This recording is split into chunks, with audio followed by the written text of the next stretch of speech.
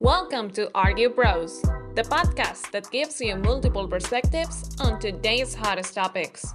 Hosted by NicoPengin, Fred in Progress, and Jess Freeman. If you're looking for some inspiration from and for normal people, or simply want to know the bros a little more, you better open up your mind to the fresh perspective that's coming your way right now.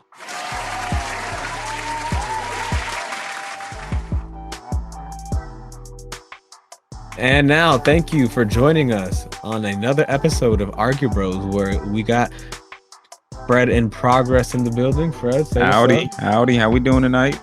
We got an episode that's going to be very casual. It's going to start with some very basic stuff because I realized that Argue Bros functions well or best as a form of conversation and dialogue, not so much the back and forth. With that being said, Jeff Bezos is going to outer space. My guy literally took the dream and the desire that every 5 to 10-year-old kid used to have, or the majority used to have, about wanting to be an astronaut. And he literally created enough money to financially circumnavigate the government and not having to go through any of NASA's protocols and procedures to be able to go to outer space.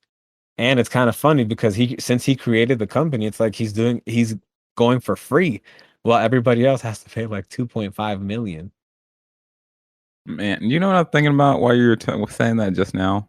What? I was like, now what he really needs to do, him or Elon Musk, is work on cryogenically freezing everyone.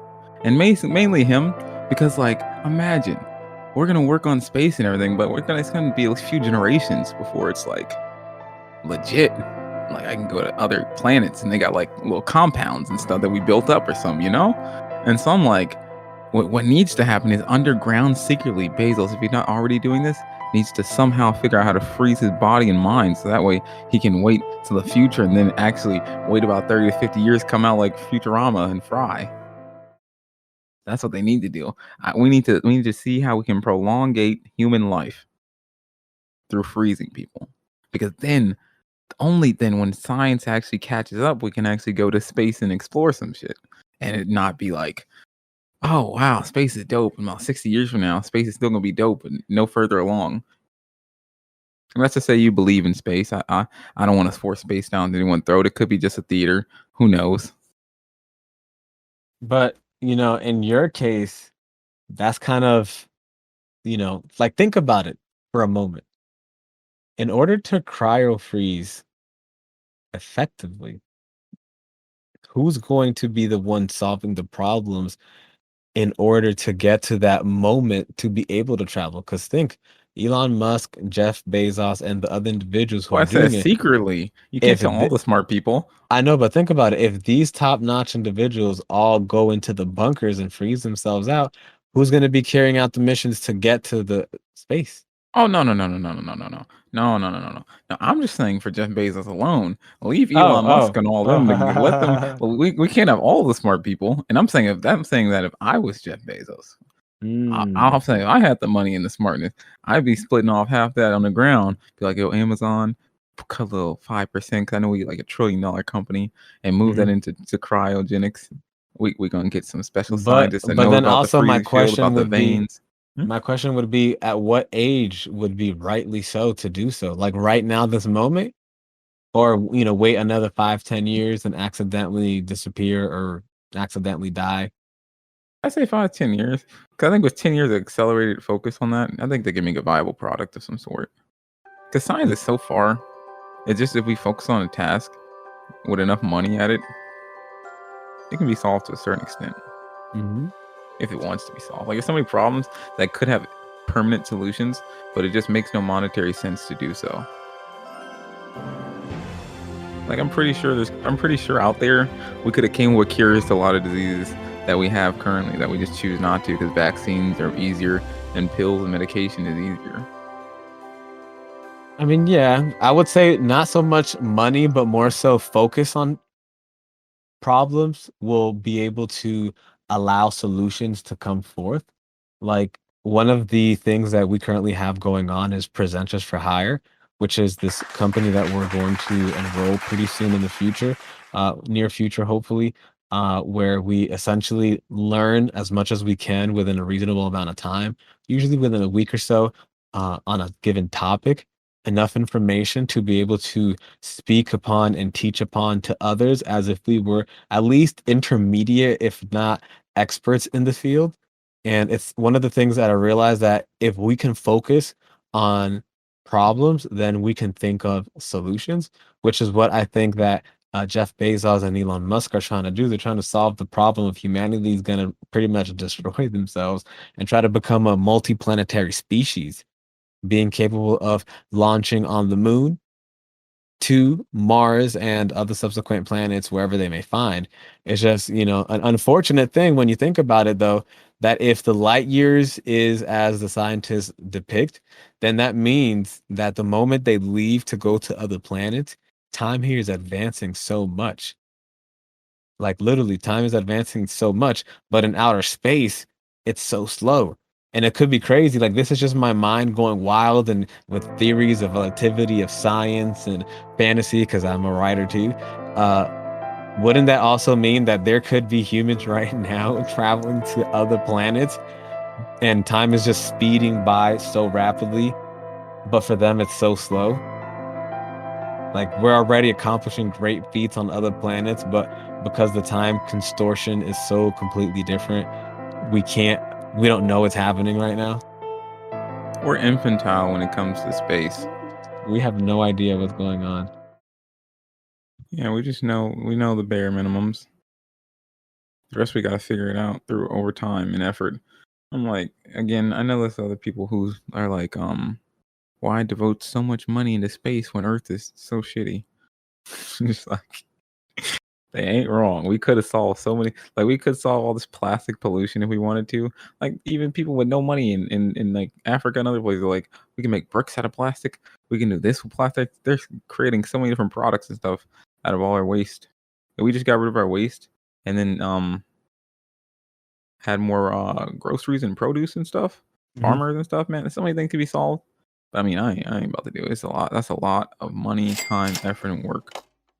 And it requires a conglomerate group of individuals. Because in reality, ain't nobody trying to focus on it. Everybody got their own issues they're worrying about. I mean, but when you start putting into perspective that there's money to be made, people start turning heads. Is there really money to be made in fixing Earth's problems though? Because if there was, capitalism would have fixed it already. But it's that people haven't figured out how to make money effectively yet. Like, there's a lot of companies out right now, I believe, that are trying to make plastic cleanups in the sea oceans financially adept to be able to clean up all the plastic waste above and underwater without harming the sea life. And after every so often, they're going to turn the plastic into renewable stuff, which would mean that they're trying, and there's multiple companies, not just one, that they're trying to actually make recyclable, affordable, and helpful to the planet. All I know is the future is bleak, in my opinion. You see, like, Because we're just there's a group, walking forwards as a humanity with like blinders on, not worrying about our future problems. like there's this group right here called the Ocean Cleanup. While They were being found. led by zombies who are like making decisions for the future generations when they're gonna die in like 10 years. Should have died 8 years ago. Like, my God. I think it's like 80s and 90s in the Congress. Like, what is this foolishness? Like, nigga, do you even know? Bro, you were around before cell phones, I'm pretty sure, almost. Yes, sir. Like, my God, you were around. Man, slavery was just getting over. Like, Oh my bro, God, chill out. these people been in office so long. Oh my God, don't even get me started. I just randomly came up. I just thought about, man, So you see these that? old people, man. The plastic cleanup, solar powered. It allows to clean up. And it's kind of wild that people are actually starting to create technology that allows the trash to be, one, collected from the water, but two, turned into something positive. And since it's solar powered, it doesn't require energy. So you see, it's recyclable. They get rid of it, they clean it up. So they're trying to make it affordable. They're trying to make it eco savvy. And when you implement that and you do it effectively, then you can start looking at doing it in the ocean. How you can create something that's valuable and helpful to People yes, killing out the old ones with great ideas. yes, It's always people around our age. people that have no restraint to getting what they want. Because everyone's still stuck on the status quo right now. Mm-hmm. Very true, And sir. so yeah, of course it's gonna be like that. But I like the new ideas though. Yeah, it's not bad. It allows people to then start branching off from that. Like, if you have something like that, and then having a complete 180 spin on the financial aspect, yo, Wall Street bets is making everybody go freaking crazy because as soon as GameStop went off, boom, and then AMC went off, boom. Now people are starting, like, real financial people are starting to look at this group of individuals as game changers. These are people common, you and me, maybe. I mean, I know a few of them have access to higher tier individuals, but there's still people who, you know, they at least they consider themselves normal Joes.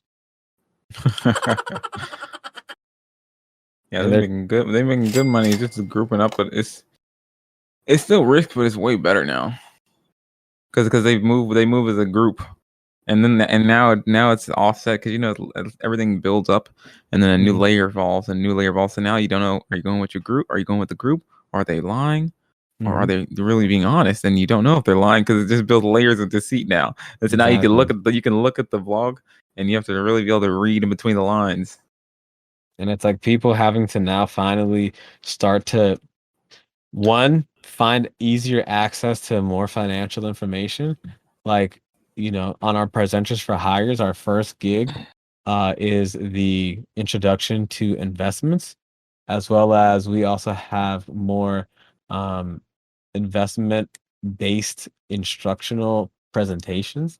Because I think you also said that you're starting, or you got some uh, organizational application called Mind Map or something like that that can help you even enhance the Presenters for Hires to the next level, which would allow being able to be the bridge between, like, Wall Street bets and common Joes that want to know a little bit more about what's going on. It allow them to pretty much take the gig that we have available and present information that they would actually want and need based off of their desire to understand what's going on. Because everybody wants to get into Wall Street bets and get onto the winning ticket, you know what I'm saying? But if you don't even know what they're talking about, it makes it very hard to stay in part of the conversation. And, Fred, since this was your great idea to be able to have, two like-minded individuals learn as much as they can um, about a topic and then present it and, get paid for it. What was your mindset when you actually thought about, having that opportunity to work with a close friend as well as teach somebody who you might not have thought didn't want to hear you, but now you can actually teach them about something they want to know and something that you know and understand. Well, first, I'm surprised they want to listen. I like talking. First of all, I like talking. I like talking about things I like to talk about. And first, I like to learn, and that coincides perfectly. And then being able to talk. So I like to pass on information, and then mind maps combined with that helps organize my thoughts, and then Mhm. organize the thoughts that I'm gonna disseminate out to others after learning. So I can learn it, plot it out on mind maps, and then I can reorganize it in bite-sized pieces using the mind maps that then I can explain to other people in simple manners and how our brain thinks. Like, I was doing a lot of research on mind maps in the last few days because it's very very productive, and it's also changing the way I'm note taking now, just from the couple days I've used it.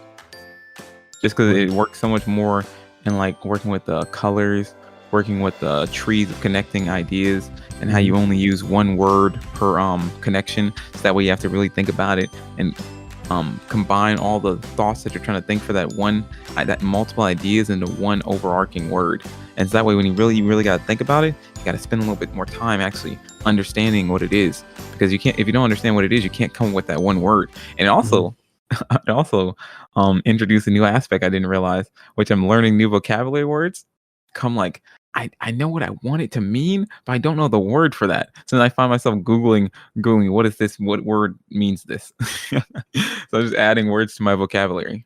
But back to presenters for hire though. Mhm.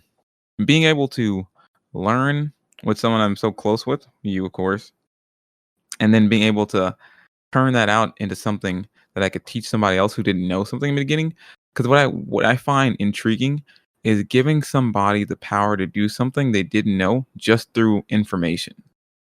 Because if they didn't even know how to what a Wall Street bet is, or even what a stock is, or how to invest in general, or what a stockbroker is, they wouldn't even know that they could invest. And so just learning a tiny little something, just learning a little nugget of information opens up a whole new world of possibilities. And that's something I've been learning myself over this past year. It's just like, as I traverse on this journey of called life and like productivity and trying to strive for something and aiming for a goal and just aiming to learn every day, it's just interesting how much your mind changes because of the things you didn't see the day before.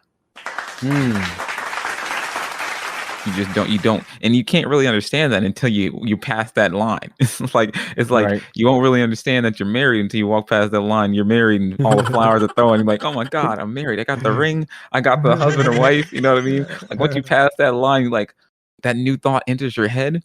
You're like, oh my God, I didn't know this was a possibility.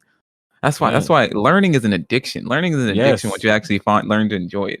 Yes, especially the things and the topics that intrigue you and make it feel like you didn't spend a single second on it and you blink and like a couple hours go by. Like that's why I was saying, when you stumble upon a problem and like you blink and like 3 or 4 hours go by and you were just trying to solve that problem, those are the problems I absolutely love. I know most people hate those problems, but those are the problems that I feel like actually mold me and build me, because I could have quit within 2 hours or 2 hours and 58 minutes. I could have quit the minute right before I would have Bro, Kobe said it better. Job not done. It's like I just keep thinking about that. Rest Like, in peace. what if in the next couple of minutes I'm gonna have that solution, but I gave up right before I was too frustrated. And through so many failures and setbacks in my life, I feel like that is what differentiated me towards where I'm currently at now and towards where I'm heading at, is I'm starting to have a little bit more patience in the process. I'm starting to have a little bit of more of a belief system in myself and my team, those I'm surrounding myself, that we're going to do this. We're going to get through the thickness in order to get to the ease of life. We're going to be able to do this not only because we have belief in ourselves, trust, loyalty, we have all the foundations solidly, not only because of that, but because we also have this mindset of learning from our mistakes, as well as trying never to give up when we're confronted with a problem. Because whenever we stumble upon a problem that we can't go forward or move, it's like, I feel like, and just to throw Joe Budden under the bus, it's like, if you're not trying to fix a problem, you can't just cut it loose. Like, that's not solving a problem. Like, you don't just let it go. You try to resolve it, especially if it's people that you can consider family, like, people that either attended your wedding, godfathers to your children. Sometimes a resolution is a dissolution. That's deep. Nah, but he jumped too quick to there though. He jumped too quick. Yeah, it's like you don't cut people off, that brothers, it's like these are people that you grow together and people that you you know, hopefully die with together. These aren't people that you see a little discord and you say, this can't do.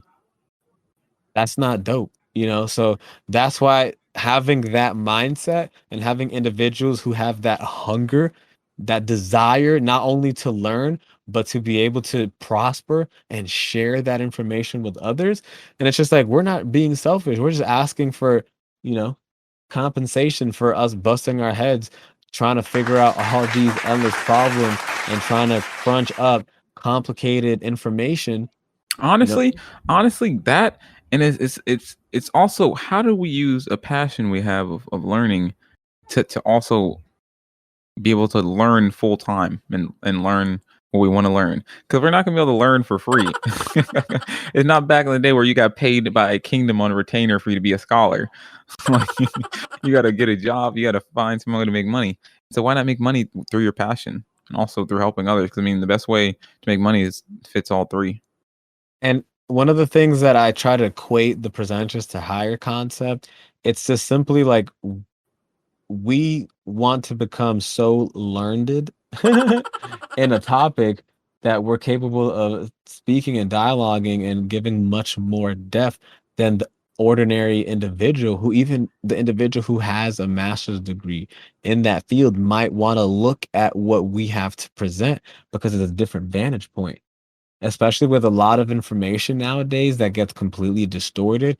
We want to have a solid base of information that people can rely on. And when people have a solid base of knowledge to go to, not only would it be almost like a talking presentation slash talking Wikipedia slash talking library, but it's also individuals who are trying to give you the best information regarding whatever said topic that we were hired to do. And that's something that I feel like is very, very hard to pass up on. And that's something that I'm very proud of, that Fred in Progress was able to progress into wanting to take his learning and his transformation not only to another level, but literally to teach people and just get a slight compensation back. Like that's pretty cool. You know, it's almost like teachers that get paid for just teaching.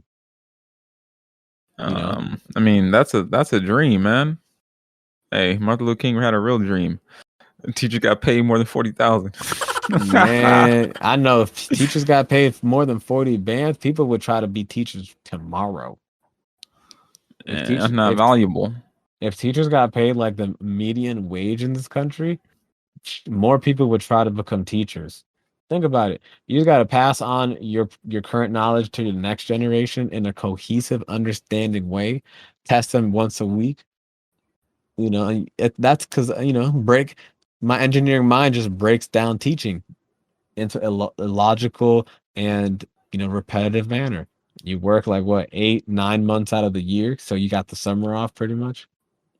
You don't have to do your job for like 2 months and a half. That's pretty rad. Oh yeah, that is true though.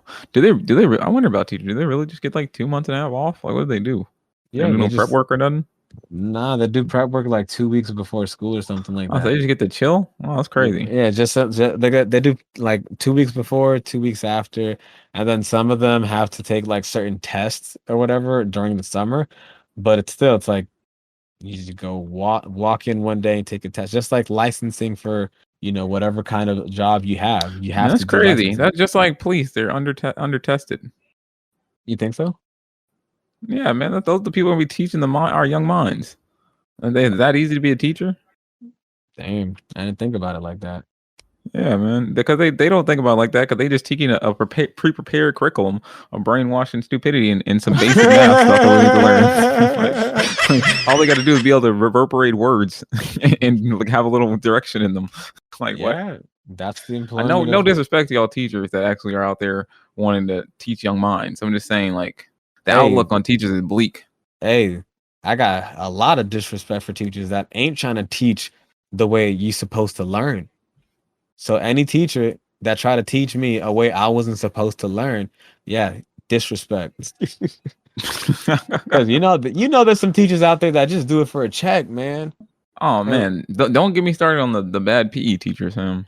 they do it for a check and do it for the government benefits. Then I'm like, I love those teachers that they literally do it with the heart and passion. Like my favorite teacher, Ms. Mendez, man, yo, shout out Ms. Mendez because she stuck to me through thick and thin.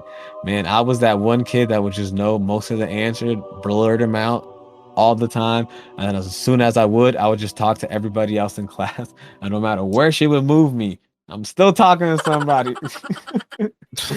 I'm still talking no matter what. And it's just like, Miss, the test is over. Why is he talking to me? It's like, hey, be quiet. It's like, Miss, I'm already done. Can I leave? like, no, you can't leave, but you got to be quiet. It's like, oh, I probably got like a 80 or something. Like, can I start grading my work? Like, come on, why is everyone so slow? It's like, oh, she wanted to like kill me so much. I was like, but those teachers that didn't let me, that didn't kick Slack me off out of and the, stuff. yeah, like she kept me in the class because she could have kicked me out of the class so many times. Um, I was so disruptive in that class, especially coming from Ed White where everybody was disruptive. But even the teachers had to fight the students in order to gain attention and respect. Or just accept it. Yeah. Yeah, or just take it and just like I'll wait until everyone's done talking and just wait a whole 45 minutes and then the last 5 minutes everybody quiets down. Like Yeah. I So don't in the know. calmest, only like few days out of the school year, it's gonna be calm, which is like the pizza days. Ain't Yeah, nobody I don't fighting know. on pizza You days. ever you Cause you ever ain't gonna get had your pizza. you ever had that substitute teacher in Ed White or whatever where she was like that? Where she's like, I'll wait until y'all be quiet. Bro, we had this lady that did it Wait like twice or five three times. minutes. Wait like 5 minutes. No one was quiet, and she just gave up. We was just talk. We was all just talking for a whole like 45, 55 minutes. And she was just like sitting there, just like, they're really gonna let me just sit here? They're so disrespectful. And then like literally the last 5 minutes, you are the worst kids I've ever did for the last 50 years of my substitute teaching career. Da, da, da. I was just like, man, I feel so bad that she took this job. That's why, man. That's why my mom was doing substitute teaching. I was like, and she kept coming back saying how much the kids loved her and how nice they were. I'm like, wow, what a contrast of what I expected. I was like, Thought I have I'll be wondering, like, did my mom be lying? Like, you had a great day, ma, at work? He's like, yeah. It's like, did she really? Or to. she just not trying to get me to worry. Cause I've been thinking about that. Like when people ask me how my day was at work and I have a terrible day, I'd be like, it was all right. Cause I'm not gonna go into details about how it was a terrible day. Cause if I tell you how it was a terrible day, you're gonna think whatever you thought was a terrible day to you, I'm gonna make it seem like it's nothing. Yeah, And there's no point for yeah. And then it's just like comparing like, yang and yang, like which one's worse. And it's like, I mean, depends on the magnitude of the person, of how they see and what they value that is important. But, because I was always thinking about that. Do our parents ever like downplay anything that happened at work type of thing? Hmm. Like any injuries or whatever, like they seriously got injured and like they're so stuck up and proudful that they're not gonna tell us, hey, I got injured at work. I mean, I wouldn't be surprised. Plus, they feel like they're the adult. I wouldn't be surprised if they would. Especially as kids, because whenever I think of stuff like workers' compensation, I always think like, dang, why do people have so much pride that they don't want like workers' comp or like unemployment? I think that people don't want to appear to be wanting handouts. Like especially this Not country the ones has who it. the ones who really need handouts don't want to ever look like they need handouts. Yeah, Is it's like, beyond and me. this And the ones country who has don't it. are like completely proud and completely willing to look like they need handouts. Like they'll get some makeup and everything. So it's Oh such my a God. weird contrast when you think about it. It's just like when you're in need, you don't want to look like you're in need, but you really Yeah, need. that's I guess that's the way of life at times when you have to look at things in a superficial way. But yeah, that's honestly what we have so far with regards to this current week's wrap up. Last thing I do want to touch base because we already talked about the ransomware stuff, and it's kind of crazy. The United States was able to pretty much like steal the money back. You know what I'm saying? They were actually able to steal the money back. Yo, Bro, I didn't talk about believe in them. I thought they only could kill terrorists. Like I thought, like we don't compromise with terrorists. Only when they're in the flesh and blood we can shoot them. But then otherwise we gotta pay them Bitcoin. yeah, they You feel took me? 75 and it's just like, oh my gosh, this is now like pirating, just like Blackbeard back in the day. It's like now Except it's like, all online now. yeah, All through the now it's all fingers. online, and now the government has their own privateers called white hat hackers. The internet is now the sea. It's pirates, man. Yeah, it's literally the World Wide Web, The the ocean. open ocean. Yeah, and it's like NicoPengin.com is now this brand new ship gathering a nice going merry crew. You know what I'm saying? Getting people involved. Soon we're gonna have some podcasts that we're gonna list on the website. FIP Designs, right? is going to help me out with that. I'm gonna try and see. We'll see. You know, FIP Designs, a company that Fred and Progress Anybody want to hear that out? FIP Designs is going to be a web design company, and they're going to be looking to start revamping the website, adding a lot of different podcasts, because we have a lot of different friends who do a lot of different things. And so we know that the people who listen to Argue Bros might like different things, not only just random talks about topics and arguments and friction and back and forth and random, talking about the past, but perhaps you might like marketing. Perhaps you might like storytelling. Perhaps you might like deep diving thinking. We're going to have a lot of different people that are going to be able to get hyperlinks onto that page, as well as we're also still looking for more content writers for the website and blog of NicoPengin.com. So if you guys have any interest in either becoming a content writer, blog writer, promoter, or just want to get involved or give us a shout out, you can contact us at NicoPengin1 on Twitter, or you can hit me up on my email, NicoPengin1@gmail.com. Yeah, we're very open and to discussions. We're grassroots, up and the comers, all welcome. Just come with some opinions, some ideas, and willing to put some work in. We'll see what you got. We'll see what we got, and then we'll make stuff happen. Other than that, presenters for hire also on deck in regards to information. Argue Bros out. You've been listening to Argue Bros. We hope you enjoyed the show. Don't forget to follow us on Apple Podcasts, Spotify, and leave us a review to let us know what you think. Keep listening, and we'll catch up with you next week.